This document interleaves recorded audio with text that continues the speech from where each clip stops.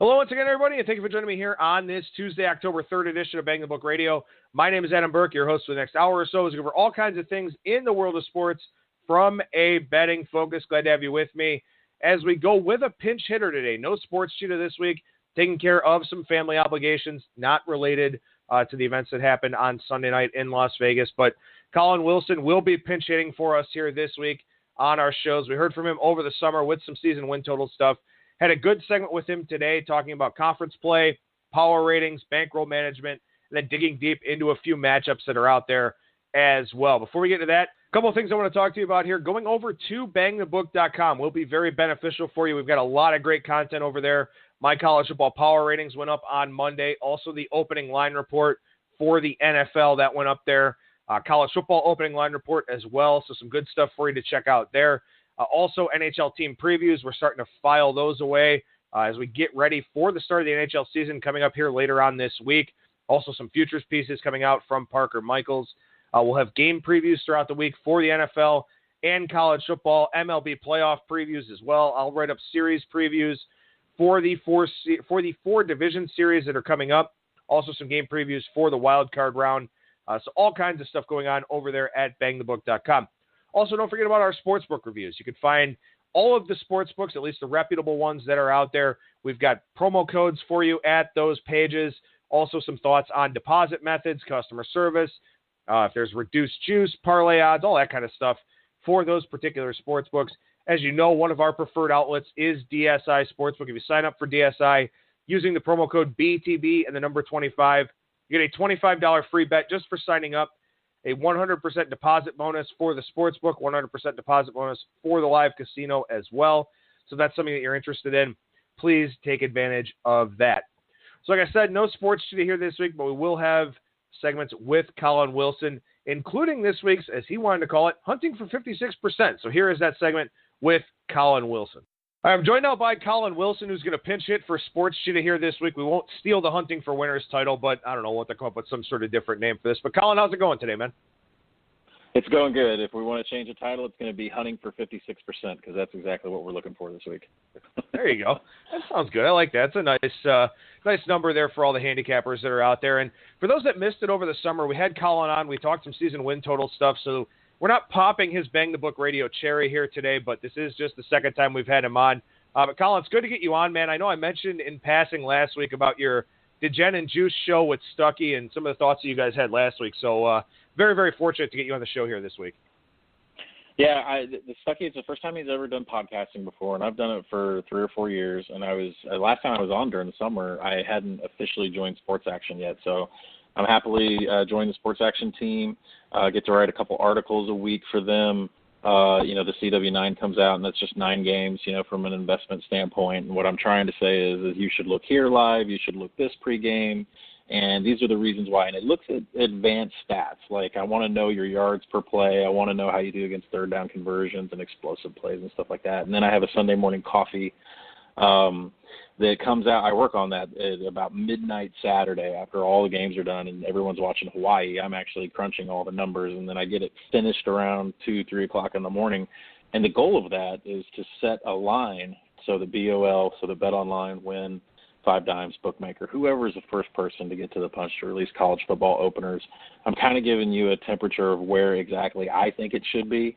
And if it opens up a couple points off, well, then it's probably going to trend to that number, because usually the number I have is what other professionals would have the number at, and then you can tell which way the betting is going to go. So we can get deeper into that, because I know your first question is about what the process is of making those numbers and how to react to them once openers come up. Actually, my first question is, why aren't you blowing 15% of your bankroll live betting Hawaii games? It depends if I've had Fireball. If I went to a live Razorback game that day and I'm really in destruction mode, and for me, it's who do the Hawaii boosters have their money on? Because really that's the biggest question of the night. And you have to pick up subtle clues in the commentary and try to figure out who do the Hawaii boosters want to cover the game.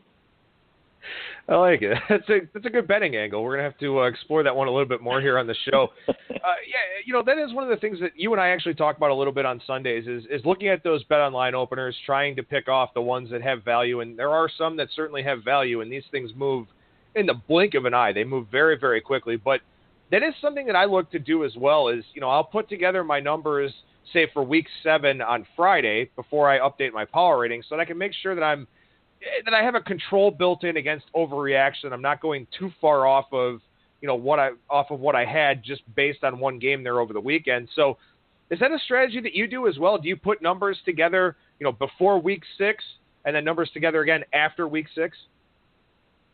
No, I actually take one slice at it, and that's exactly when everything is fresh on my mind on Saturday night. And everything else that happens to the number between Saturday night around midnight and what happens between kickoff the following week is all public perception. It's what the bookmakers put out there. It's how much money they get in. It's, I could go through this, just everybody's going to get a piece of a number, whether it's a small group that's shaping it, whether it's a wise guy who actually knows something, whether it's Public Joe who thinks that, thinks that Oregon's going to score 70 every game. Everybody's going to get a piece of that number, and it doesn't matter. Once I set the number, the market's not going to change what I think about the game and what I think about the number. So I don't touch them again until the next week's games.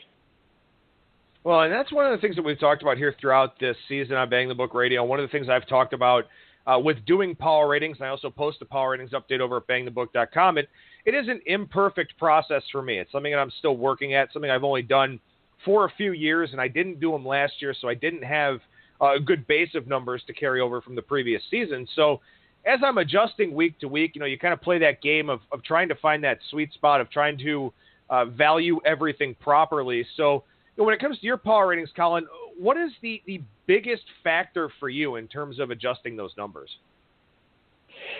Well, I can go through my whole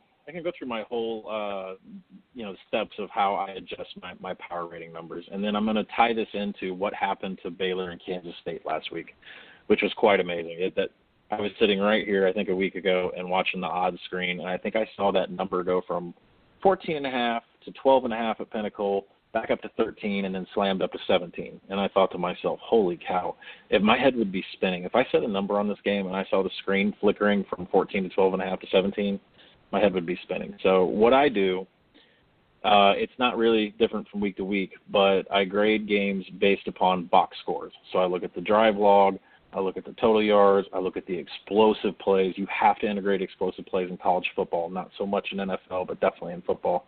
And I look at the net turnovers. I do look at coordinators facing each other if it is conference play. And that's the reason, because sometimes some coordinators have advantages over other coordinators. And the one specifically coming to my mind is Dan Enos and his record as an offensive coordinator at Arkansas against Texas A&M, defensive coordinator John Chavis. So Chavis just owns Enos. So every time you've seen Texas A&M and Arkansas go at it, there's always been a coaching advantage there. Same thing goes with this weekend. Missouri and Kentucky are playing each other, and Missouri has held Kentucky to scores of 21, 20, and 13 the past 3 years. And I know that the coordinator's only been in place 2 years, but Dave Odom's been at Missouri long enough to where he knows that Kentucky program. Looking at this week also, in 2013, 2014, Utah beat Stanford, both in close contests. So you have to wonder if Whittingham, does he have Shaw's number? So what I do is I take those power ratings, and after I do a deep dive into the box score, I take that number and I completely whatever I have versus the closing line. So I have to adjust my power ratings based upon what the closing line is. To me, that's the gospel. So I arrange my number to where it is the closing line. And sometimes I'm off by 5 or 6 points. And what I have to do is when I do that deep dive into the box score, I have to say, well, who really won this game? Who trounced the other? Who am I down? Who do I not have ranked as high in the ACC versus the other team that's in the SEC, right? I mean, and that's what's hard when it's a cross league game, like when there's a MAC team playing an ACC team. One team you might have completely out of whack when it comes to their peers in their conference. So once I adjusted to the closing line number, I then asked myself, if Vegas was going to make this line again, would it be 17, or would it be 15.5, or would it be 14, or would it be 19? So I don't usually go more than plus minus 2. Usually it's a plus minus a half for each team. but it's generally the closing line, and then it's an adjustment based on what happened inside of the box score. And from there, that's how I get my numbers for the following week. Well, and then when you get your numbers for the following week, I mean, you do all that work, you're going to trust them, right? So if a number comes out on an open that's well off from what you're looking at, you're just going to go ahead and take it and then worry about it later if you need to buy out or if you get a chance in the middle, something like that, right? Exactly. And that's, I mean, last week's Michigan-Purdue is a perfect example of that. My number was 14.5, and that number came out, I think, 9.5, 10. I know I went into the game with Michigan minus 9.5 or 10. It came up close to 14, and then it kind of settled back down around 11, around 10. Excuse me. And Michigan didn't score until the fourth quarter. I mean, they finally covered the number. But, I mean, you have to know that this is the tough part about your number. You have to look at your number, and then you have to look at everybody that's going to get a piece. So you have to think about the sharps that are going to hit it on open if they have good numbers, but it's low limits. And then when the limits get higher, you have to look at the groups that are shaping the number. What side do they want to get a 14? What side do they want to get a 7? What side do they want to get a 3? And after they get done with it, then Public Joe comes in on Friday and starts moving the number. Finally, on Saturday, that's when it's just all hell's breaking loose on Saturday because there's just money flying left and right. You'll see some numbers move by 3 or 4 points, not usually through key numbers, but they'll go through some dead numbers. They'll leak real late before kickoff. So you have to know when to fire. And if you get it early in the week, if you're getting a bet online opener, if you're feeling uncomfortable about the game, hopefully your power ratings is what you rely on to buy out because that's what you relied on to get a number in the first place. You know, it's interesting you bring up Saturdays, and this is something that I talked about a little bit last week with a couple of the handicappers that were on the show. It feels to me, and maybe it's just because I'm paying a little bit closer attention this year so I can update my power ratings, but it feels to me like we're seeing a lot more significant game day movement from influential players in the betting market. Sharp guys seem to be getting down, you know, significantly more this year. I don't know. I mean, I imagine most sports books still have similar limits, but it feels like the game day moves have just been larger than I can remember in previous years.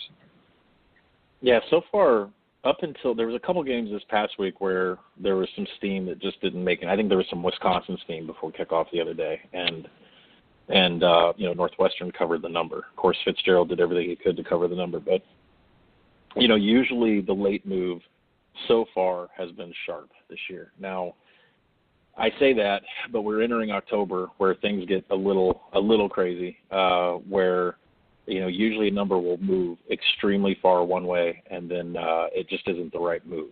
But so far, up until maybe that Wisconsin game, most of the sharp money that's hit and moved the line on Saturday morning has been the sharp number. All right, now I want to ask you about this here because, you know, we had a lot of non-conference play, and non-conference play is a lot of fun. You get some of these dream matchups of Florida State versus Alabama, you know, that type of stuff. But now we're pretty much exclusively in conference play. So does that change the formula for you? Do you have different considerations with so much familiarity between the teams? Yeah, you know, it's really, like I said, I treat it as every other game except within conference games. I look at coordinators, I look at returning players, I look at what they did the year before. Usually there's some teams that just do not perform well against other teams in their history. Like I mentioned, you know, Utah has beat Stanford the last 2 times they've played each other. That could be a head coach thing. Arkansas can never beat Texas A&M. That could be a head coach and a coordinator thing. Missouri's held Kentucky down real low. You know, it could be just a thing where one coaching staff just outbests another. It was the same thing when Arkansas had Petrino years ago. He could never figure out Nick Saban. I don't care if the talent was even or even if Petrino might have more talent. Saban can outcoach Petrino any day, and Petrino's a great coach. So it just is head coaches come into it with conference play. But other than that, it's all the same thing for me. I'm looking at teams that are coming off of a bye or maybe heading into a bye. You won't want to really cover a huge number if you're heading into a bye week because you just want to get there healthy.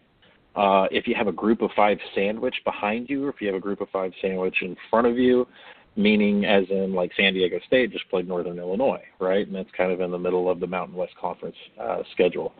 So, you know, and most of those group of 5 sandwich games for the coaches, those coaches want to keep their players healthy too. Because I didn't see New Mexico State out there taking a lot of huge shots, and they even had a player thrown out for targeting the other day when when they were playing Arkansas, and they want to get to, their conference action healthy. So it's really just the only thing I consider more is coordinators when it comes to conference play. Everything else is just like an average week. Now, when you talk about conference play, you're talking about series histories, and I'm not a big trends better. In fact, I don't really look at them too much at all, especially as it pertains to college football. And the reason being because there's just so much turnover, not just from a player standpoint, but from a coaches and coordinators standpoint as well. So when you're looking at series history here in these conference matchups, how far back do you go? Well, I go back as far as I possibly can, and I have my own data back around 5 or 6 years ago. But sometimes I will, and I hate to say, I don't want to say his name, but there's a guy that makes a preseason magazine. But anyways, I'll go through some of his that I have from the past, because there are some sites like Team Rankings. There are other sites that they just don't go past like 10 years ago. Some sites will only give you history so far. So sometimes you got to dust off the old magazines from years ago to see how far back some of these go. I mean, it's the same thing like NC State against Florida State. They almost always cover. And, they always covered when Jameis Winston was at Florida State. And NC State's always been a thorn in the ass of the Seminoles, and they beat them, last week. So sometimes you pay attention to the teams and their series against each other because one team just always dominates the other. I know that there was a stat about Ohio State and Michigan where, like, one team had not beaten the other by more than 12 points, like only 3 times in 50 years or something like that. So it was always a close matchup. Same thing with LSU and Arkansas. Like, they're always playing each other close no matter what the point spread is. So I take all of that into account, and sometimes, in a really rare occasion, I will take a trend into an account. The one that comes to my mind was Kansas State this past weekend. I think Bill Snyder was like 10-0 against the spread off of a bye week, and he was some sort of crazy number like 18-3 against the spread off of a loss. So he was coming off a loss to Vanderbilt, and he was coming on from a bye week, which, the number was flopping all over the place against it. But if you happened to be on the right side of if you got that 12.5, that one that dipped down on Pinnacle just for that short number, then all of those tickets were winners. Another thing about conference play here that I want to touch on real quickly is that, you run into a situation here where, unlike the NFL, where when you play division games, there's not a huge gap between the teams. Still, in some of these conference games, there can be a significant gap. I mean, Alabama's a 26-point favorite against Texas A&M. Wisconsin's double-digit chalk on the road against Nebraska. So you have these games, Cal and Washington. Washington's almost a 4-touchdown favorite. So you have these games where these are conference opponents, but there are very significant spreads here in some of these games. You'll see 4-touchdown numbers sometimes. Ohio State's laying, 31.5 or something like that against Maryland. Are you inclined to look at the underdog in those spots? Or, do you just feel like sometimes the talent gap is just that big within a conference? Yeah, generally, whenever I'm looking at that, I know in the NFL when you have divisional matchups, you want to look at unders and you want to take underdogs because of how well the teams know each other. This week you look at Alabama and Ole Miss, and that was one of the crazy. I mean, that spread was 28, and I thought that Alabama was just going to be able to name it, and the reason is because of the history between the two. So if you look at the history between Alabama and Ole Miss has beaten them twice out of the last 3 years straight up, and that's embarrassing for Saban. Saban had to answer multiple questions this week about, what are you going to do about Ole Miss? Do they know your style? We know that they, don't have their head coach anymore, but do you think it's going to make a difference? I mean, he had to answer a lot more extra questions about Ole Miss because of how much he's lost in the past. So that's why this week I was on Alabama minus 27.5 on that Bet Online opener, and the reason was because I thought, they have no look ahead this week. They're playing a pretty sad team this week too. So I thought if Saban has a chance to absolutely blow them out, then he's going to do it.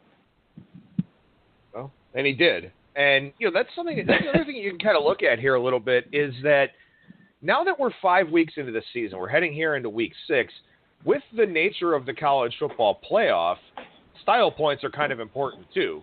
So, I think that there's this perception out there among people that kind of follow the betting markets that sharp guys like yourself, sharp guys that are professional bettors like Sports Cheetah, that they won't lay the big chalk. that they don't want to lay, heavy favorites. But it almost seems like nowadays, you can have that as a little bit of a betting angle because of, what's at stake at the end of the line. Yeah, and I've actually had no problem. I think it's a big difference in my capping over the last maybe 5 to 6 years is that I used to just open up the odds screen and say, what's the dogs I can take? I want to round robin them all together. So there's a next level of capping where taking the favorite's actually not a bad idea. Just this past weekend, I had Bama minus 27.5. I was pinging UNLV as much as I could. I had Oregon minus 14. So, it's not a bad thing to take a favorite every once in a while. I want to ask you some bankroll management stuff here, and I got a couple of listener questions that pertain to this. And, like I said, I mean, you're one of the sharpest guys out there. I know that you're very tuned in to, playing your edges, tuned into getting the best of the numbers, looking for those opportunities that we preach about here on the show. But from a bankroll management standpoint, how do you handle it, Collin? Are you a flat bettor? Do you use, a Kelly criterion framework? What do you do? Yeah, so in general, I am a flat bettor. I know the Kelly criterion, and I don't apply it, but I use a 1 to 3% flat bet based upon how much my total number of dollars I have out there to bet, because I swing them through multiple books. There's probably 5. There's one book. I don't use Heritage that much anymore, but there's 5 books out there that I swing money through, and I use it with Bitcoin. So if you're not yet using Bitcoin and depositing through Bitcoin, you also need to get approved for a payout from Bitcoin, which is kind of a hell of a process through, BetOnline, 5 Dimes, and Sportsbook. It takes some time because of how much ID they want. But if you're not using Bitcoin, you should be. Because what I'll do is I'll swing that money, and you can do it within 24 hours. I'll just swing that, money around from book to book to book to get the number that I want. And I'm a 1 to 3% better, between that and then some of the, the personal friendships I have out in Vegas. I'll have them run a number.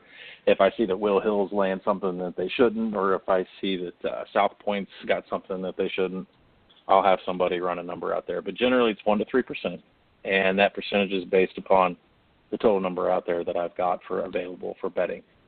And, the BetOnline openers, they have limits of $250.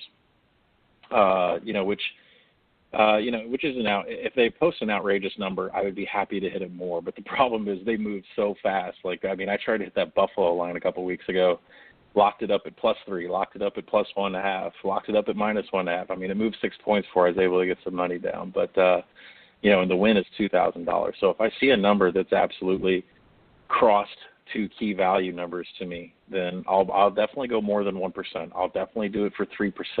Which is the most I'll do. So 3% of the total money that I have available to bet to me is how much I will put down. And if I think the number's outrageous, that means that obviously it's going to move. Public's going to get a hold of it. It's going to go another way, and then I'll be able to get out of it anytime I want if I feel uncomfortable with it. So the value to me on the openers and whether I hit it 1% or 3% is based upon how many key numbers I think it's off by. If I think it has value and I think it's going to move and I'm going to have chances to get out of it, there's not going to be a lot of liability in the game, then I don't have a problem hitting it. Now this week I could say, for example, that I hit Auburn twice, even after limits were increased over $250. I hit Auburn twice at 9, and that wasn't what the closing number was. And Saturday I was like, well, should I try to get out of this, maybe take a 7.5 and just hope it doesn't hit 8 and kind of try to kill my liability. And I thought, I love Auburn's opponent yards per play. I love Auburn's defense. I believe in everything. And the offense came alive against Missouri, but who's not? So I'm going to stick with this. I know it's a bad number, and it turned out just fine. Now, I had a listener question here because we are, a lot of these teams are 4 or 5 games into the season, and obviously the Florida teams aren't yet because of the issues that they've had with the hurricane. But he said, should I be focusing on making fewer plays but with larger bet amounts? So I want to get your take on that and get your thoughts in terms of, lower volume and bet more, or, kind of keep the volume the same and just keep doing what you've been doing. I used to be team volume. I know Cheetah's team volume. A lot of my friends are team volume, and I used to be too. I used to have 20 to 25 plays the last few years, and now I'm doing my absolute best to cut it down to 10 or less. And the thing is there's no less money that I'm putting out there in the market. It's just that I'm being extremely more selective about where I put it. And I think that it's just going to get smaller and smaller with time because, like I said, I'm doing something that I didn't do in the past, which is really do a deep dive mathematically on these teams. And while still paying attention to the market and where the number goes, I want to do a deep dive on, a lot of the S&P stuff, like the explosiveness, the efficiencies, the third down conversion rates, average, starting field position. I really kind of center in on numbers that I think are incorrect on the openers throughout the week. And then I look for mathematical advantages. And if I find them and I think I could beat the number before it closes, that's when I'm going to hit it. And I'm going to hit it for more than say, I like this number at 32, but it's at 36, so I think I'm going to hit. Even if it's a crappy team and they've never, even if it's a team that has 4 turnovers per week and the number's off by 4 points, I would rather put more money on something that I absolutely believe and trust in mathematically that I've studied than just hit another team because it's 4 points off, even though that team has mass deficiencies.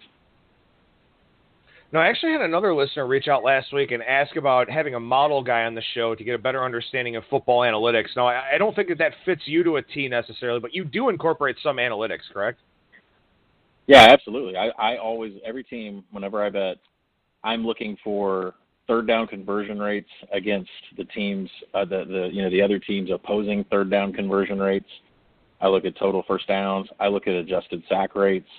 I look at everything that I possibly can, advanced stat-wise. I even look at special teams. I mean, if a line is tight and it's really close, and I go and I peek in that, one team is, ranked first in red zone scoring percentage and they're ranked first in the country in field goal percentage, then I'm absolutely have no problems laying my money down on a team that is sound. And that kind of goes back to what happened when I think I was one of the few people on TCU before the number just completely bailed out. And I wrote it in that CW9 column. I said, listen, Oklahoma State is, they're crazy. They're awesome. Their offensive numbers are just off the chart. They're leading the nation in yards per play. But TCU, they're putting up these numbers too. I mean, they have the same offensive numbers, but the difference is that Oklahoma State ranks outside the top 100 in third down conversion rate and preventing third down conversions, as where TCU is a top 20 team in the country in converting third downs. And that made my mind up to take the TCU side. Well, I guess that's kind of the question here. You don't incorporate that stuff into your power ratings, right? I mean, that you grab the early openers based on the power ratings, and then this is part of the, I don't even want to say secondary handicap because that's not really the right way to put it, but into the, I guess, primary handicap of the game then is that you apply all this data, situational elements, that type of thing. Right. If you're able to, when BetOnline openers come out, if you're able to have every team's sack rate memorized versus every opposing offensive line's ability to prevent sacks, if you've got stuff like that memorized when these lines come out, good for you. But for me, I have the power rating numbers are one number. I have teams in the back of my head that I already like because of some of the deep analytics. I don't know what those exact numbers are off the top of my head. But it's like when I write the Sunday morning coffee, I'll write, Purdue doesn't even have a sack this year, and Michigan doesn't allow sacks, so I'm going to take Michigan in this spot if I get the right number. Well, that makes sense. That makes a lot of sense. And I think that's one of the important things that I've tried to push across to our listeners here is that, the power ratings are a guide to grabbing numbers, but they're not necessarily the end-all, be-all. I mean, if you grab let's say that you grab, I don't know, let me think of a good example here from this week. I guess we can talk about this Eastern Michigan Toledo game for a second because I know that we're actually on opposite sides of this one, at least from a lean standpoint. But I grabbed Toledo -9, -05 on the BetOnline opener. Now let's say that you grab Toledo at that number as well. You start digging into the game a little bit, and you see that Toledo has all these advantages, whether it's in the analytics or whether it's a matchup thing. I mean, historically, you and I were talking about before the show, Toledo's really dominated these head-to-head matchups. So you got -9, -05, but you got it at the small BetOnline numbers. Are you willing to double, maybe even triple down as limits have increased? On Toledo, probably. I mean, yeah, this is a perfect example because I had the number at 9, and it opened at, I think it opened at 10, went down to 9, and you got a great number. You got the 9 before, it went back to 10, and now it's all the way back up to 13.5. And so for me, if I was to get this 9, which is a great number considering where the market is right now, I would, I would come back on the other side once it got to 14. If I was feeling uncomfortable with this game, I would feel uncomfortable because I think people are not giving Eastern Michigan any credit based upon maybe what the scoreboard has looked like recently, as recent as them playing Kentucky the other day where they whipped Kentucky. And so I definitely would have laid off the Toledo -9, but it's only because of, Eastern Michigan has a couple of good things going for them where I think 2 scores, even the 9 would have been questionable for me. I know the number's at 9 and it came out at 9, but because EMU lost the game against Kentucky, there's going to be a public perception that's going to push that Toledo number up. I knew that everybody would come in and hit Toledo at the beginning, but EMU actually did a fantastic job against Kentucky. They just didn't win the game. So what I'm kind of getting at here is, let's say that you like Toledo. Let's say your number, let's say your number for Toledo is maybe 11.5 or 12, something like that, in your power ratings. Mm-hmm. So, you grab that 9 because you're on the other side of 10 and 11, so you got a couple of pseudo key numbers there. Then as you start doing your deep dive throughout the week, you find that your numbers really like Toledo. You find that the stats and the analytics really match up to take the Toledo side. Now, I know obviously that's not your stance on this game, but we're just playing a hypothetical here. Do you lay more down on it, even though the numbers moved 4 points, because, as you've handicapped the game, you've got a stronger opinion on it, or do you not touch it because of the line move? Yes, and this exact scenario is what happened with UNLV and San Jose State last week. What you're saying, the answer is yes. And I'll tell you what happened. The perfect example for me is what happened last week with UNLV and San Jose State. So UNLV, in my opinion, cannot be stopped on the ground. They scored 21 points against Ohio State. They rushed very well against Ohio State. Armani Rogers and their stable of running backs and that offensive line is just pushing people out of the way. And I made the statement either in the Sunday morning column or on Twitter. I said, if you cannot defend the run, UNLV is going to run you up the flagpole. So BetOnline last week put out a -7.5 on UNLV. I hit that. It got up to 9. I hit it again. It got over 10. It got to 11. And I knew it was going to head up to 14. So I hit it again for less money at 11. Finally, it settled in at 14.5, and it started getting some resistance, started getting some money on San Jose State. And I didn't sweat at all what was going on with the number and trying to think about buying back on the 3 bets that I had made. And the reason is because inside the numbers, I knew that San Jose State couldn't rush the ball, which is UNLV's weakness, and that UNLV was still going to be able to run all over them and put up silly numbers. So that's what happened. All right, a couple other games I want to touch on here. We'll go in depth on some games here as well, but I had a couple of listener questions here regarding, and this is a bankroll management thing really, is that one of the listeners out there got Florida Atlantic early at a pick'em. Now, Florida Atlantic's up to a 3.5-point favorite out there in the betting market. Asked if he should buy back. If he should play, the +3.5, give himself a nice middle with 1, 2, and 3.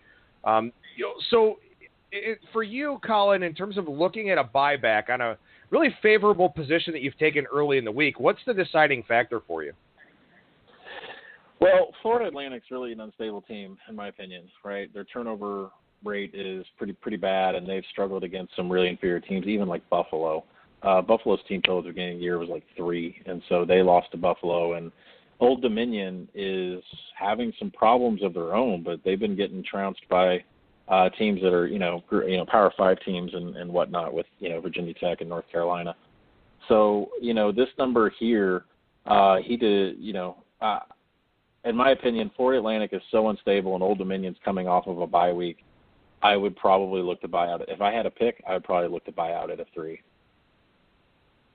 Do you have, a set, like if you've got, obviously 3 is the only key number in there. If this thing goes to 4.5, I think that, the decision's a lot easier because you've got 3 and 4. But do you have like a set range of, if I get 2 key numbers here, I'm going to buy back almost all the time? Or is it still matchup dependent, context dependent? It's matchup dependent. And if I determine that Old Dominion has some has some advantages that I think that they can exploit Florida Atlantic, then I'm going to try to get out of it after the number I originally bought has crossed one key number. I don't always buy out if I cross 2 or 3 key numbers. If I think my side was right and I just happen to beat the market to the number, then I'm going to roll with it. But if I see deficiencies in Florida, in Florida Atlantic when they're going up against Old Dominion, when I put their explosiveness and efficiencies together along with their trench play, then I'm absolutely going to buy out. Now, I haven't looked that deep into this game, but I do know Old Dominion's coming off of a bye, and I do know Florida Atlantic's net turnover rate is not good this year. So it's just not a team on my list that I can trust. So if I'd beaten the market to this point with a pick and the number was sitting at a 3, I'd buy back on the other side and just hope I can middle it. Maybe it goes to overtime or something. So typically, are you betting the middle for the full amount that you bet originally, or are you looking at just a half unit so you don't, that you don't risk the profit of? Because look, pick is a great number in this game. With it being 3.5 across the market, you've got some good line value there. So you don't want to cancel that out completely, right? Do you play back a half a unit, maybe 3/4 of a unit, or do you just go ahead for the full unit and aim for that middle? Generally, I do the full unit when there's injuries involved, right? Injury suspensions that happen in midweek or somebody goes from questionable to out or doubtful, generally that's when I'll at least hit a full. But you got to be quick on that. If you're willing to buy a side and the number goes 3, 4, 5, 6 points, you've got to watch an injury report on your team, especially if somebody is questionable or if there's grades or if there's an illness. You got to read practice reports and make sure nobody's, a team flu hasn't come down. Or some of this craziness that's going on with the Oakland Raiders, where I'm reading an article this morning that, Carr didn't he stood up for the national anthem, so the offensive line hates him. You have to read everything when you put your money onto these teams. You got to keep your finger on the pulse. That's interesting you mentioned that, because I remember there was a wave of game day money that came in against Pittsburgh for that game against Chicago, because reports came out before the game that there was some difference of opinion within the locker room about what to do for the national anthem. And then, of course, we all know how that played out. Villanueva was the only guy that came out. Team stayed in there, and people had piled on the Bears right before kickoff because of that situation, expecting, there'd be some, I don't want to call it a distraction because I don't know if that's the right word, but that there would be a bit of a disconnect between the players there based on that decision. And I don't know if that had any kind of impact on the game or not, but that was one of those big game day moves where, it wasn't really based on a power rating thing. It wasn't really based on anything other than finding out a report that, may create an edge in the game. Yeah, I was on the Bears in that game, but I was on the Bears solely because of their trench play and because of the way Pittsburgh plays on the road and because of how much I love, Tariq Cohen and Howard and the Bears trench play. I like the Bears there to cover that 7.5. But then you're right, it went down to 6, I think, and a lot of it was the distractions going on. So. But, tying it back to Florida Atlantic, and if you place your money on that, if you invest in a team, look at it as a 5-6 day investment, and you're going to need to read the practice reports on these guys and keep up with the injury list every day of the week and just make sure, if you value your money and you're not playing around with it, if it's just play money, then, then just let it ride. But, if you actually want to be a long-term successful handicapper, you've got to keep up with what's going on in the locker rooms in these teams. All right, so you and I were talking before we actually hit the record button here about some teams where we can't rate them low enough. We can't drop them far enough. I think San Jose State, I finally just dropped 5 points this week and said, screw it, I'm just going to put this team almost at the bottom of my 130, and, my number's still even short this week against Fresno State. Nevada is one where you just can't seem to set them low enough. BYU is another one where you just can't seem to stop going lower with them.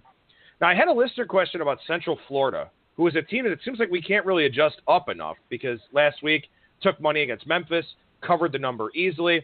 How have you approached Central Florida? I know I didn't put them on the list, so I apologize for that. I actually just got a listener question about them today. But I wanted to touch on that team because that's one of those I think is kind of interesting for people that are maybe new to power ratings, is that they have such a unique scheduling setup to the season because of what happened with the Hurricanes. Nobody knew what to expect against Maryland. That number went up. Central Florida covered easily. Last week, number goes up against Memphis. Central Florida covers easily. How are you approaching the Knights right now?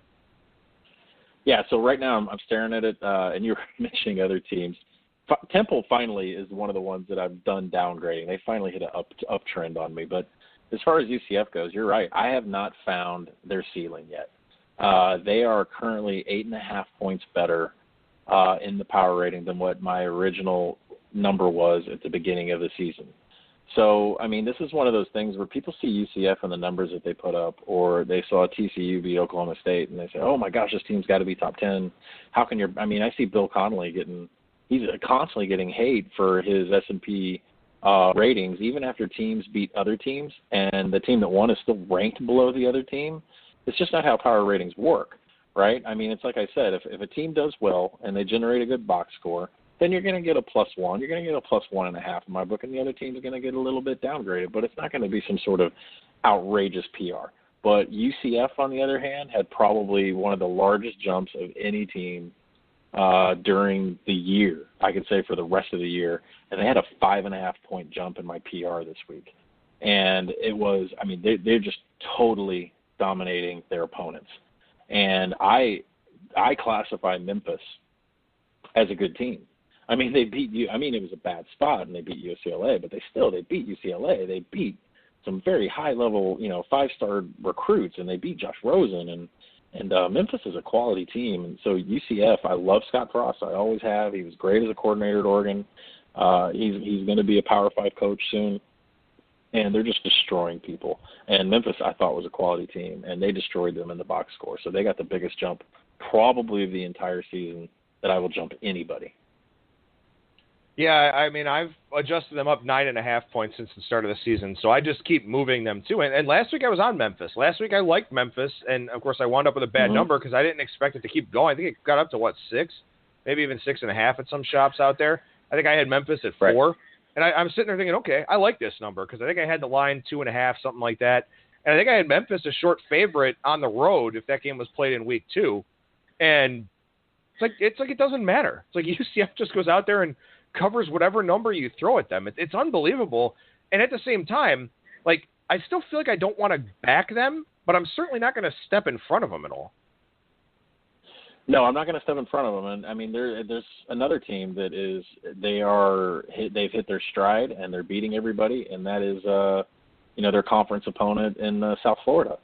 So I'm trying to look it up right now when these two are going to play. But there are some teams right now that I have not been able to find a ceiling for, so I adjust them the best I can based on the closing line number that I missed. That number moved so far that my power rating didn't make the number what it was, so I had to adjust somebody, and I'm not going to downgrade Memphis, 6 points off of one game. They're still a quality team to beat UCLA. So obviously what I have to do is I have to take UCF and I have to push them up. It's a shame because that game is going to get obscured by the other games that go on Thanksgiving weekend, but Central Florida and South Florida play each other November 24th, and game day can't be in Orlando, but, man, it really should be because I think that game is going to wind up being a really, really big one for both teams and possibly with some New Year's 6 implications on the line as well. Random sidetrack here. This doesn't really apply to betting necessarily, at least not right now. You said Scott Frost getting a Power 5 conference job. I completely agree with you, and it could very well be next year. I mean, does a team like Ole Miss go that route? Oh, boy. Seeing as how much I love the Ole Miss program.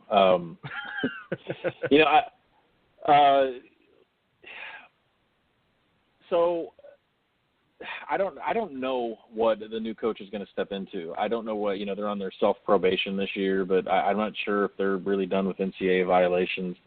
In my opinion, if there's always a party or fan base that says you have to get somebody that has ties to the program, like Michigan fans and the Michigan alumni, they will not accept a coach unless he has ties to the Michigan program. I think that was a big problem with Rich Rod, is they hated him from the day that he walked in because he didn't have any ties to the program. He wasn't a Schembechler guy. He wasn't a Lloyd Carr guy. But some programs, and I don't think Ole Miss is one of them because, they were happy to take in Houston Nutt, which was hilarious. But, absolutely, if Ole Miss can get one of these guys, like a Scott Frost, and in my opinion, I love Willie Taggart, but I'm sorry, he's already at Oregon. I was thinking because he was at South Florida before, but if you can get some of these guys that are coming up through the group of fives, like Braum just did, Scott Frost, in my opinion, he'll be one of the hottest coaches names out there. But I think there's going to be maybe a couple other jobs, a couple other Power 5 programs are going to be going for Scott Frost. But yeah, if you're Ole Miss, I think you got to clean house. You've completely got to get everything out of there, and you got to locate who your boosters are that are allowing these kids to, paying their gas bill and all these other things that are going on with the program. You've got to cut out all the noise. You got to start from ground zero. That's one of the fascinating things, I think, is looking at these group of 5 coaches and seeing where they may end up, what may be a good fit for them. Because, these guys have had so much success at the group of 5 level, and they do it in a short amount of time. You kind of look at something like Tom Herman. Tom Herman had the, good years at Houston, and then his last year, with all the Texas smoke that was out there, the Cougars were not a good team. It kind of had some people questioning, okay, is this the right direction to go? Because, Tom Herman's out here losing to teams that he should beat. And that's always kind of a fun side note to look at from a college football standpoint. And we were talking about it on Monday's show, actually, about some of the coordinators in the SEC that have left, and about how there's kind of a coaching, not disadvantage, but a coaching drop in the conference as a whole, because some of these coordinators have been lost to group of 5 jobs or something like that. It's fascinating to me to watch that and watch the way that the coaching carousel goes around in college. Absolutely, and you're right. You were hinting about it, but the SEC coaching is terrible. I don't want to get on my bandwagon. You can get enough of that on my Twitter handle, especially when it comes to Arkansas. But the coaching in the conference is terrible. Coach O was 10-25 as a head coach, not an interim, as a head coach coming into the season. Bielema, I don't think he's beat a. He may have never beaten a Power 5 program in September. I don't know. I have to go check on that. But he's never beaten Texas A&M. He doesn't seem to want to coach until the end of October. But the overall, Muschamp is the best coordinator in the world, but are we sure he's a head coach? No. And there was always questions about Gus. And I love Gus to death, so I'm kind of biased against him because he's from Northwest Arkansas. But you're right. The overall quality of coaching within the conference is very poor right now. I want to like Muschamp. I'm a South Carolina fan by marriage because my wife grew up there. I like Muschamp. I thought it was a good hire. I watched him on the coach's film room, right after South Carolina hired him. I'm like, man, this dude gets it. Like the way that he was breaking down defensive calls, he's talking about teaching proper form tackling. I'm like, all right, this dude gets it. Then you watch him as a head coach, and you're like, this dude doesn't get it as a head coach. Great coordinator, but not a head coach. I completely agree with you there. There are some people that are great at being a face of the program and being a good mouthpiece to the boosters and to the alumni. And I think that's what Brett Bielema is, to tell you the truth. I think Bielema, in a time where we had a head coach sleeping with a volleyball player who was a state-paid employee, and then we brought in John L. Smith for 4 wins and losing to ULM, he was a great hire to come in and settle down the fan base, start, not having this great reputation, having this clean background, to come in and try to start a program from ground zero, which is what Ole Miss is, going to be, is starting out from ground zero. It was great to have somebody that can kind of be an ambassador to the university as a stand-up guy. But then a head coach also needs to be able to do the other coordinators' jobs. He needs to be the best offensive coordinator or the best defensive coordinator on the team. And so I think that's where Muschamp differs from Bielema. Muschamp knows defensive coordinator better than anybody in the country. He is one of the best in the country, and it's not even close. But when it comes to being that ambassador to talk to the boosters, the alumni, the board, to the fan base, to the recruits, maybe he's just not as polished as Coach O is. Coach O is the same way at LSU. He's one of the best defensive minds in the entire game, but maybe that's not the kind of thing that you wanted a head coach. Again, I could go off on a really incredible tangent here, and what the hell? Let's go ahead and do it for a second. I was listening to MLB Network Radio on XM. This was probably about 1.5 years, maybe 2 years ago, and Joe Sheehan was a guest on the show. And Joe Sheehan does a pretty good newsletter. I know he ruffles some feathers sometimes, but he was basically comparing managers to head coaches in college football and saying, something to the effect of, they're basically figureheads. They're people that are put out there by the team, by the organization, to handle the media, whereas in college football, it's the coordinators that do all the work. They do the recruiting, they call the plays, they do the heavy lifting. And he kind of made that same assessment, that same comparison with pitching coaches and hitting coaches in Major League Baseball. Again, just sort of comparing head coaches in college football to managers is those guys that are, it's almost like it's more of a PR gig than anything else at times. And I think that when you get to a major school like anything in the SEC, you can kind of see that, I think, develop a little bit. Absolutely. The Kansas City Royals did not win the World Series because of Ned Yost. They won it because they hired Dale Sweem as a hitting coach. He's an excellent hitting coach. He turned all those hitters around. So, you're right. I mean, Alcides Escobar was batting leadoff in the playoffs. Like, you want to talk about a hot topic on Twitter? You just bring up the fact that Alcides Escobar won the ALCS MVP, and everybody will just set it on fire. People should just light up my timeline. All right. Anyway, we'll circle this back to football, because if I talk about the Royals and the Indians don't win this World Series this year, I'm going to be really, really pissed off. All right, you I know should that be we pissed have. Off. They're great. I know they are.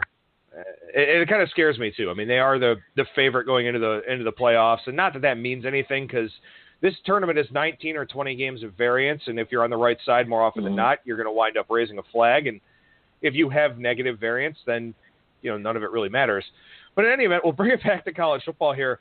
I know a game that you have some pretty serious interest in this week, and we'll go ahead and lead off with this one, is San Diego State and UNLV. I know you talked about UNLV here and their ability to run the football. Well, they're catching 10.5 at home on Saturday night against San Diego State, who's had quite a schedule here of late. I mean, they beat Stanford, and then they've got a couple of letdown games with Air Force in Northern Illinois.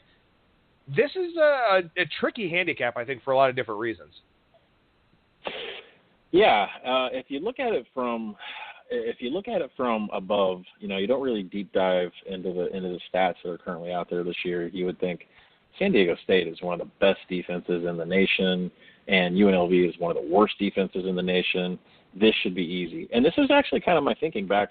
So to get into a little bit of history, in case everyone doesn't know, Cantor Gaming was the first ones to put out Mountain West Conference odds back in May or June. And they released the UNLV number at 30-1. And I just flew out of my chair. I can't remember what state I was in, but I flew out of my chair and I started calling some of my close friends in Vegas and saying, run down to Cosmo or run down to Venetian somewhere. Get to a Cantor book, please, and get me some UNLV money down. Because I thought 30-1 was pretty outrageous.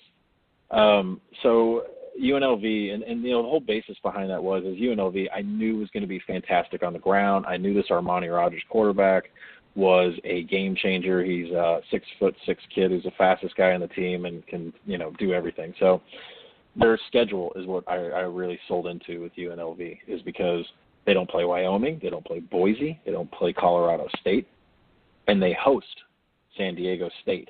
And San Diego State comes into this game against UNLV. They're going to fly into Vegas, and they have overlooked to Boise. That's a huge game for San Diego State. And so getting past that, there's a big future implication on this game. But UNLV can run with anyone. They're 9th in yards per play right now. They're 5th in rushing yards per play in the nation. I knew that their rush defense would be the issue because they're currently 101st in yards per play against, and they're 91st in their opponent's rushing yards against. That's why, it was easy for me to play against San Jose State, because I knew San Jose State wasn't going to be able to stop them. UNLV, I have this game power rated at 6.5. And by the time, I wasn't around for Bet Online openers yesterday because I had some family stuff going on. But by the time I looked at it, I saw it at 9, and I said to myself, well, I don't know who's laying into this. If it's the public laying into it, or if it's, little nickel guys hitting into this, but that number's not done moving. And even today it's 10. I can tell you that I'm not going to just be hedging the 30-1. I'm going to be adding to UNLV. And a big part of that is San Diego State is uncharacteristically just average in rush defense. They're only 41st in the nation in opponents' rushing yards per attempt. San Diego State, they have an offensive lineman listed as questionable. He may not play. And UNLV, on their third down conversion percentage so far in 2017, is much better than San Diego State. This won't be a thing where I'm trying to cover up my 30-1 this weekend. The 30-1 is going to ride, and I'm going to have even more money to cover the spread on the Rebels against the Aztecs this week. Interesting. So, I mean, obviously you can take the safety net of the 10, 10.5, and like you said, I don't think this one's done going up. It'll go to 11, 11.5 maybe, and maybe we'll see some resistance at that point. Are you talking money line too? Are you going to sprinkle on it? I don't think I need to hit the money line because I have the 30-1. But if you didn't have a future on UNLV, which 5 dimes trumped everybody and did a 45-1 in August. So if you've been following me a while and you partaked in the UNLV, you don't need to run a money line on this. Save your money line money for the Mountain West Conference Championship because you're going to have to buy the other side. You're going to have to buy Colorado. Colorado State would destroy UNLV in my opinion. So just save any money you would lay on the money line here and keep it for the Mountain West Conference Championship if you think UNLV wins this game. So I don't want to get in. I don't want to get deep into it because we're just learning about this, and it's Monday afternoon here when we're recording. But I really got to do a deep dive this week on the UNLV players and the distractions that maybe this locker room may be putting up with because of recent events that happened last night. That's true. That is something to look into, and I don't want to speculate, obviously. I'm assuming that there were probably some UNLV students at that event, too. So, we'll have to see, what sort of impact that does have around campus. And those things are always – I hate talking about those types of things. And I remember thinking back to Hurricane Harvey and all the flooding in Houston and thinking back to Hurricane Irma and some of the possible betting angles coming out of that. It's really uncomfortable, and it can, kind of make your skin crawl a little bit to think about things in that context. But, people are doing it out there in the market. The books are doing it too. I mean, it as unfortunate and as awful as it is, those things are considerations when you get some of these big earth-shattering events like that. Yep. All right, let's talk about this. I'm just going to leave it. I'm going to leave it. I'm just going to leave it. No, it's fine. I don't want to. Yeah, I just keep your eyes on the locker room and some of the comments coming out of there this week. That's all I'm going to do. No, I completely get it. Like I said, it makes me so uncomfortable to have to use some of those things as some of the past things as examples too that are out there. And I know that we've touched on them before here on the show. And again, it's not me being insensitive at all. It's just trying to present information. And I wish I was doing it, obviously under different circumstances. But we'll move on from that game here. Let's talk Duke, Virginia. Because this is one that had a significant move off of the opener. Over at BetOnline, Duke opened a 3-point favorite, and the rest of the market kind of opened this at 2.5. Bookmaker opened it at 2.5. It shot right on through pick, and it's gone all the way up to 2.5 now. There's even a 3 sitting at Bovada on the Virginia side. This is much different than we would have seen even 2 weeks ago. You sent me notes that we were going to talk about this game, and I started doing a deep dive, and I just could not, even in the advanced stats, I could not figure out for the life of me how this line has moved that much and in the way of the Wahoos, not Duke. I mean, where is this Wahoo money coming from? So when I did a look into it, I looked into the advanced stats, and I knew that Duke was ranking 8th in sacks, and their defense is 10th in opponents' rushing yards per attempt. Duke's on extra rest. They have extra days while Virginia's off of a bye week, so everybody's fully rested and healthy here.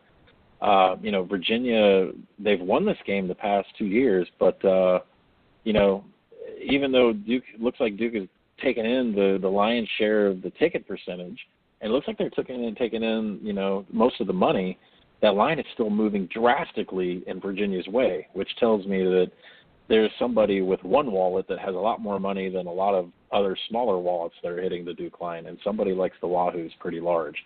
So Duke, when I started getting even further into the stats, I saw that Duke is one of the worst red zone scoring teams in the nation. They rank 120th in red zone points per attempt and 122nd in red zone TD scoring. Now, we've only played 4 games this year, so it's a pretty small sample size. But what this tells you is they don't score TDs at all. I think maybe one the entire year when they get in the red zone, and their points per attempt is not very high.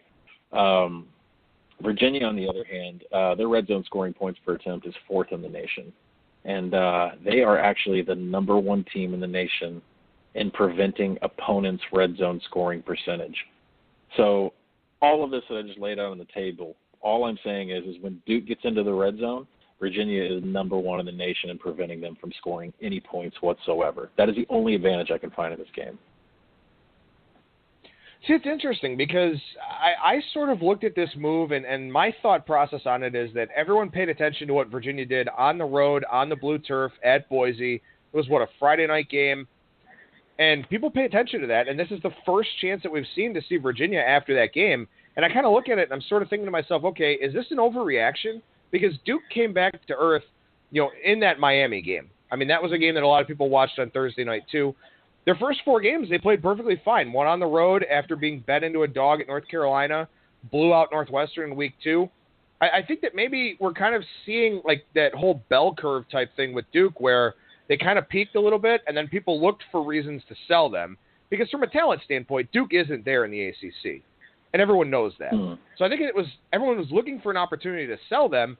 Did it against North Carolina, it didn't work. Did it against Miami, it did work. And I think that we're just seeing that trend continue this week. But you're going to use Virginia as your place to draw your line in the sand and say, I'm definitely hopping on the Wahoo train, and this is going to be the team that exposes Duke. It's a little hard. I mean, just eyeballs on it for the first time. It's a little hard for me to say, yeah, definitely Virginia. And Duke has peaked. They're coming down, and they're going to be about what the Vegas, their total wins I think was like 5.5. I don't even know if it was 6. Might have been 5. But, maybe Duke is going to start playing like what the expectations were before the season. So we'll find out. I'm not sure if I'm going to have a piece of this game. The numbers move so much. I don't know. I do know real deep down I like these numbers that I'm seeing from Virginia, but I don't know if it's enough for me to take them as a favorite.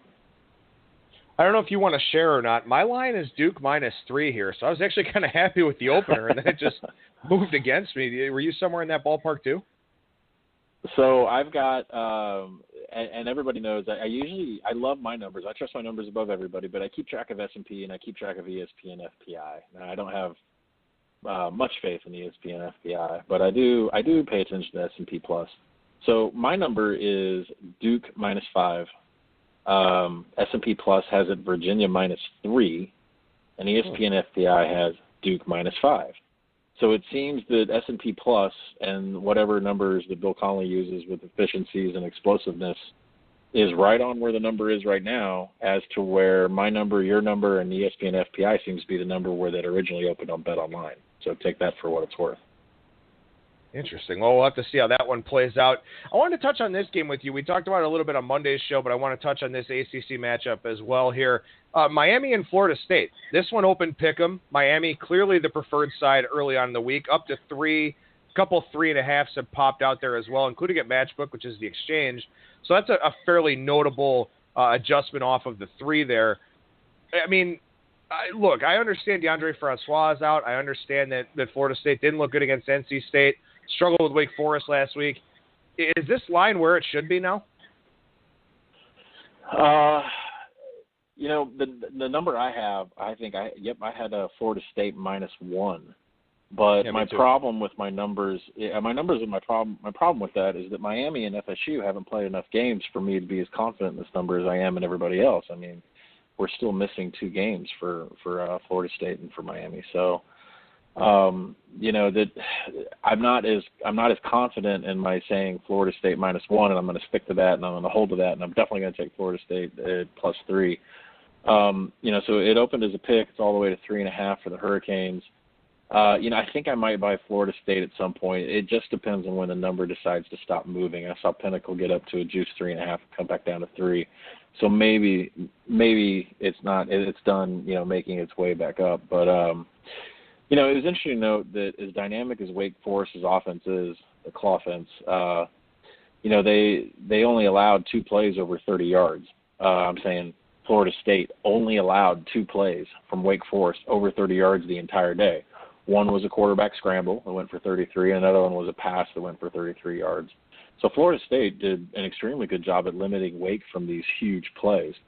Miami, on the other hand, they've been fourth quarter darlings the last couple of weeks. They outscored Duke 14-0, and they outscored Toledo 28-14 in the last 2 fourth quarter games that they've had. Miami is really hard for me to figure out because everybody came into the season saying, well, Brad Kai is gone, so the offense is going to stink, but we all know the defense is, a bunch of NFL talent. Well, surprisingly, Miami's offense ranks 11th in the nation. Their defense ranks 120th in the nation. Miami is second in yards per play in the nation. Their offense is just in Rozier, just everything they got going on there. They're averaging 9 yards. They average 9 yards per carry against Toledo. The only thing that I can find that I don't like about Miami is they're outside the top 100 and allowing third down conversions. So, and they're pretty terrible in penalties too. I think they're outside the top 100 in FBS in penalties. They're averaging 72 yards per game in penalties. So, if there's a place where Florida State can hurt them, all I can see is third down percentages and maybe getting some help in the penalty department because Miami offensively is just running like a train right now. Well, that's one of those interesting spots. We talk about coaching in the SEC, and one of the things I think is really difficult in terms of coaching is maximizing the talent that you have. And no one's really been able to do that at Miami, but now you got a guy in Mark Richt who I think is capable of maximizing that talent. And, I think we may see that play out here throughout the season with Miami. I don't know if it plays out this weekend, but that's something that a lot of coaches just struggle to do. And I think Mark Richt, is the right guy to do that down there at a program where it just hasn't happened lately. Better than Al Golden. And Randy Shannon. Right? I think so. Yeah, definitely. There you go. All right, one more game to look at here. We'll go out to the Pac-12. Stanford and Utah, and this one's moving kind of in the dead zone, although it has gotten through 6. It's up to 7 at some places with Stanford road chalk. Now, I know you talked about Stanford last week on the podcast that you do. I think we can go ahead and echo those same sentiments here as to a possible reason why this line's going up. But I am surprised to see it going up. I mean, Kyle Whittingham is a great head coach. Utah is generally very good on the defensive line. They are again this year. Are you surprised to see this line moving the direction that it is? I'm not, because people are staring at, it's so funny. People tune into ESPN to get their sports information. I tune into it to see what propaganda is being shoved down my throat and telling me who is supposed to be the best team, right? So when you keep reading about Bryce Love going for 301 yards, you think, well, nobody can beat Stanford. Stanford is invincible. Well, USC just beat them a couple weeks ago, so we know that that's not absolutely true. The number is shooting up, and I'm surprised because there's a lot of money coming in on Utah, yet that Stanford number is going up. Like I said before, Utah has beaten them the last 2 times they've played. Utah's coming into this game off of a bye. My power rating makes this Stanford only -2.5, and S&P Plus makes it -2.5. So the number is a little inflated, in my opinion. The question is there somewhere in the advanced stats with the defenses and such that I want to ride this Stanford train, or do I want to try to be contrarian and stick with the home dog off of a bye here? So let me see what I've got here from my notes. I say that, KJ Costello went for 15 for 23 for 173 yards. He had a TD, no INTs. Bryce Love had 25 carries for 301 yards. That is some pretty unbelievable, gaudy numbers that they're putting up there, even though, it wasn't against, one of the top defenses in the nation. He had 3 TDs, and Costello was able to connect with multiple wide receivers for explosive plays. So, right now Stanford's 5th in the nation in yards per play, and they're number 1 in the nation in rushing yards per attempt. So that's to be expected. But, Stanford still has some serious issues on the defensive side of the ball when it comes to defending the run. They are number 1 in red zone scoring percentage and in field goal percentage. So that's good reasons to take them. If they get in the red zone, they're going to score. And right now they haven't missed a field goal, so that's pretty good. But, Utah could cause some issues for Stanford. They're 12th in their opponent's yards per play and 8th in opponent's rushing yards per attempt. So what does that mean? Bryce Love, KJ Costello, this dynamic offensive attack, Utah is going to be the best defense they've faced so far in limiting them in what they do. The biggest difference in these two teams is the third down conversion percentage. And this could be the difference in the game. Stanford's 35th in the nation in third down conversion percentage. Utah's only 103rd. So I haven't made my mind up exactly where I'm going with this. The number is inflated. I got it at 2.5. It's shaded below 7. So I'm not sure which side I'm going to go with this. I do like the fact that Stanford is a lot better on third down conversions. But this is the best rushing defense that Stanford has faced. So if anybody can stop this Bryce Love train going on, hopefully, I think it'll happen this weekend. Well, like I said last week when I was talking about the work that you do, Collin, I have no problem promoting stuff that other people do, when I respect it, when I fully buy into what they're talking about, and when it's some people that I think can really help our listeners. And I know that there's only so many hours in the day, and I know that I kind of run the risk of people maybe not listening to my show as much. But, man, I got to tell you, the work that you do with SportsAction is really, really tremendous, and I just wanted to throw that out there for our listeners one more time. And you can follow Collin on Twitter @_Collin, COLLIN, and the number 1. Thanks so much for joining me, man. Really appreciate it, and good luck with everything this week. It's a pleasure, Adam. Thank you very much.